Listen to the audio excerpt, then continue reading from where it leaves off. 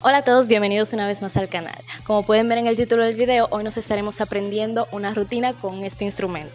Si eres nuevo por aquí, te invito a suscribirte a este canal y activar la campanita de notificaciones para que no te pierdas de los próximos tutoriales, y por igual te invito a descargar todos nuestros manuales y cursos de danza. Recuerda que tenemos curso taller de mantos, curso taller de pandero, tanto básico, intermedio como avanzado, y también nuestro curso de abanicos. Antes de empezar con el video, quiero invitarte a que te unas a nuestro boletín semanal si aún no lo has hecho. Cada lunes te estamos enviando enseñanzas exclusivas e informaciones de tu interés acerca de la danza ministerial. Si aún no te has inscrito, te invito a que lo hagas. Te voy a dejar el link abajo en la sección de comentarios y también en la descripción de este video.